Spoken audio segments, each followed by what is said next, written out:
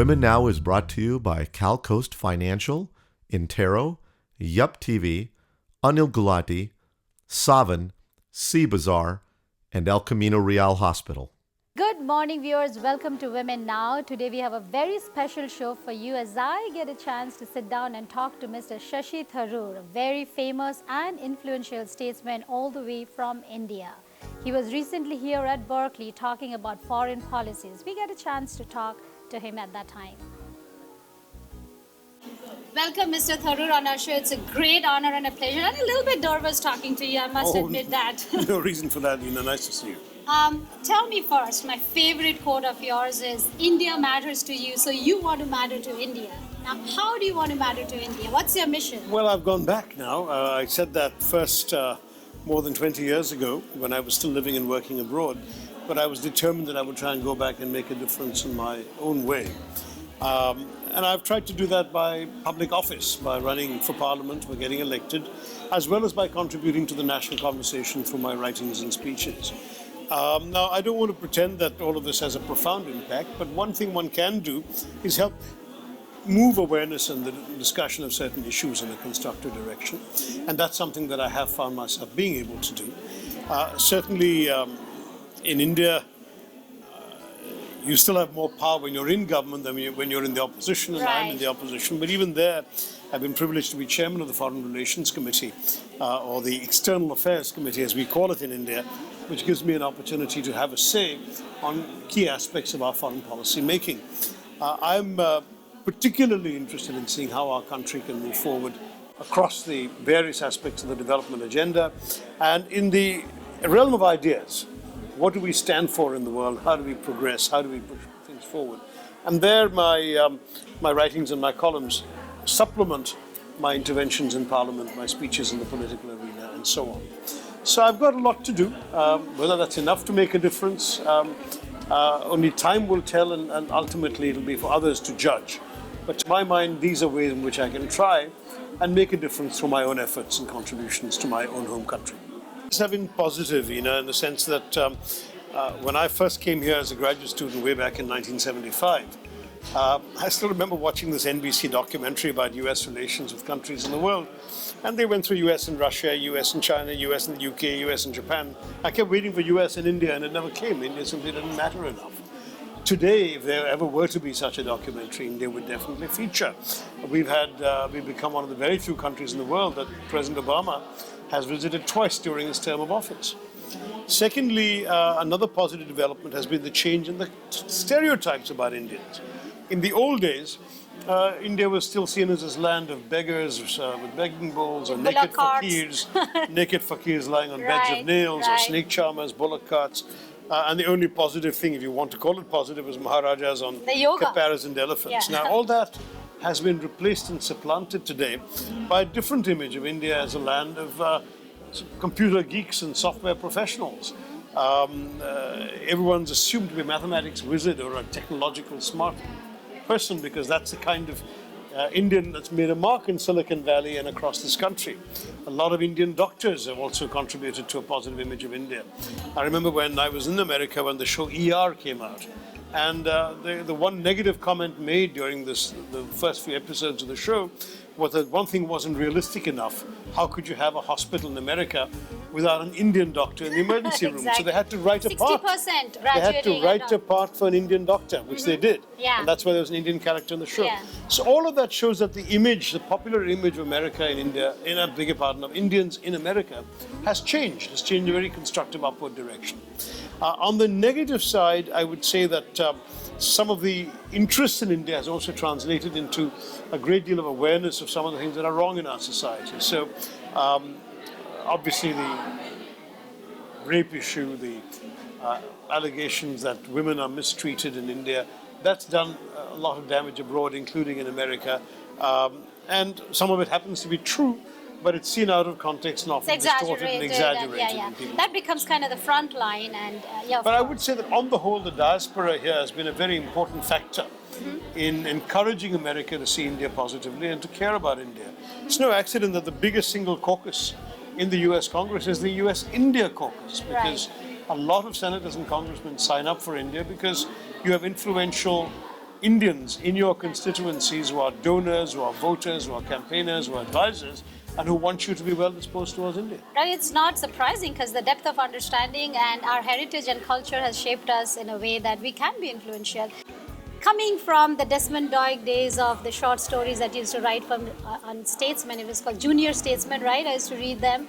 JS. JS, yeah. And to coming here now today and giving a lecture on foreign policies, how has this entire career shaped you as a person? And what have you most learned out of this whole experience?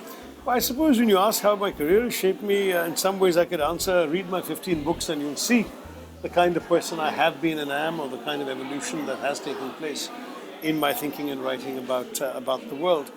I've always been interested in world affairs, so it's not purely that I've moved away from one to the other, and I've continued to be interested in literature and fiction, but my time as a writer has been so much more limited by my professional choices, demanding work at the UN, demanding schedule as an MP and a politician, and that has limited my time available to do all the things that I would like to accomplish.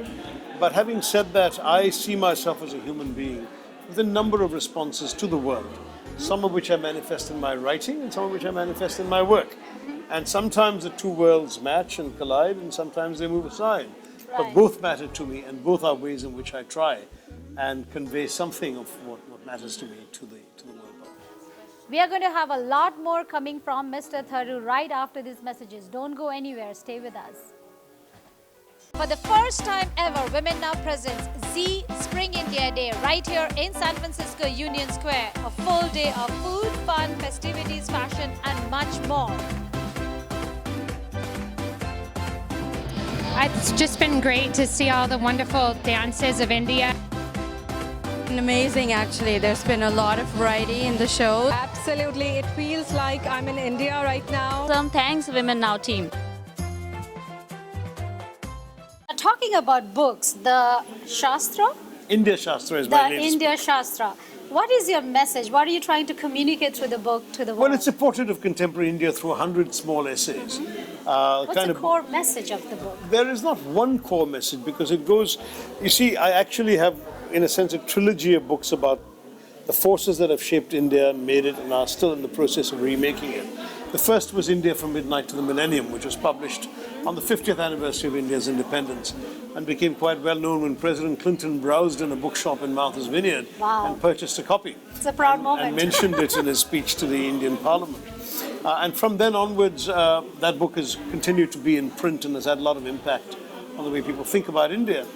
10 years later, I sort of updated it in a collection called The Elephant, the Tiger, and the Cell Phone, which brings up to date my vision of contemporary India around the time of the 60th anniversary of India's independence. I should have waited for the 70th or the 75th to finish the trilogy, but Mr. Modi's victory last year meant that my publisher said, look, we need to have a book which actually takes into account how India has changed as reflected in the Modi election victory. So in fact, the first couple of sections of the book are an initial 6-month assessment of what the Modi government is doing and has done, and the remaining sections look at the legacies inherited as well as social, economic, educational, cultural factors in shaping contemporary India today. So I suppose the message, if you have to find a message, is that India is a changing society with a lot of exciting things happening in it. It has evolved and is evolving. As I write in the introduction, a Rip Kumar Winkle who wakes up 40 years later would find India unrecognizable from India 40 years ago, in every respect. Yes. Social change, economic change, cultural change, political change, everything has been transformed. And that change is actually real and substantive, and it's moving along within the framework of a democracy. How do we preserve it? What are the values and issues? What are the issues of contention? These are things the book explores in more detail. That all the changes that are happening and at a societal level and at an economic level, are all these changes in the right direction? Because I question myself all the time about the changes that are happening and so dramatically. What are your Well, who decides what's the right direction, what's the wrong direction? To some degree, it's the government. To some degree, it's the people. Everything has to change. The only constant thing in the world is change itself. But some would say, for example, that we become more materialist than where we used to be. People are much more conscious of earning and Yeah. spending and flaunting what they earn and spend Yeah. in ways that were not common a generation ago in India. That may or may not be a good thing according to some people. But the Right. fact is that it is a reflection of the way people have chosen to be. I would argue that in many ways the liberalization of the economy is a good change. It has opened up the country and freed and liberated the creative energies of the Indian people. What about imbibing the Western culture? I mean, that's what that bothers me the most, is about moving the shift from our heritage to, adopting to a culture which is not ours, and that. But in this fusion- globalized world, it's impossible to resist. As Mahatma Gandhi said 70 years ago, I want my culture to be one like a house with the doors and windows open so the winds of the world can blow freely through my house. So long as I'm standing securely on my own feet and I won't be blown away by these foreign winds. And I believe India's own experience demonstrates that you can drink Coca-Cola without being Coca-Colonized. Okay. That you can actually accept these foreign influences, absorb them and make them Indian. And in turn, you can export your own products. After all, you mentioned yoga earlier. Yoga is spreading around the globe. Right. Indian cuisine, Indian Right. restaurants have Right. I proliferated. think It's we are more available Indian everywhere. here than anywhere Indian else in the world. fashions are available everywhere. And frankly, all of this, even Bollywood, and the export of Bollywood means that India is actually exporting and contributing. It's not merely an object of globalization, it's itself a player in globalization. So I wouldn't worry so That's a very profound answer. I like it. Let's talk about women now. Our show is not just for women, but it's a women's platform to come together, learn, and take their life to the next level. Let's talk about what's happening in India in terms of protecting women. We were protected by our families. We were always inside the house. Now with the urbanization, women getting independent, working outside, traveling late nights and all of that, do you think there is a societal responsibility to impose any laws or any regulations or anything that they can do to protect women differently? The laws are there. It's more social practices, how people actually behave in practice. The laws are actually fairly liberal and enlightened laws, and certainly under our constitution and in our legal system, women have exactly the same rights as men. They can do what they want, they can work, they can choose not to work, they can work at nights or days, they can marry who they want. All of these things are available to them, as they should be in a modern democracy. But the problem has been that this has been grafted onto a society which in some ways is fairly conservative, where some aspects of our culture seem to identify a family's honor with the behavior of the women folk, and therefore women are tried to be kept in their place in order to ensure that the family's honor is not compromised, yeah. and so on. And all of these things require a natural process of evolution to come free. Violence against women and sexual misbehavior, rape, and so on is inexcusable. And there, the number of reports we're reading, in my view, have been wrongly interpreted as suggesting that sexual violence is on the rise. My own theory is that probably it was always this much, but in the past it was suppressed, it was kept under the carpet. People were ashamed. Women wouldn't report such charges, wouldn't go to the police wouldn't record them. Today people are unafraid to talk about it, to give this information to the police, to come up. Many women have openly said, yes, I was assaulted. I want my attacker to be punished. And that sort of thing has increased awareness and consciousness in a way that is good. Even if in the short term it conveys an image that this is on the rise and it's negative in our society, it may be a better way for us to be able to deal with it. If we can increase consciousness, particularly amongst boys, of how they have to learn to respect women and respect women's rights and women's freedoms, and that does not give them a license to take liberties. All of that is going to be extremely important, but we have to be aware of the problem and educate people so the problem doesn't persist. India's always been a society where women have had an honored place as well. We worship goddesses in our culture. We had some of the world's first women doctors, some of the world's first women engineers, women pilots, women CEOs, and one of the first women prime ministers in the world. Yeah.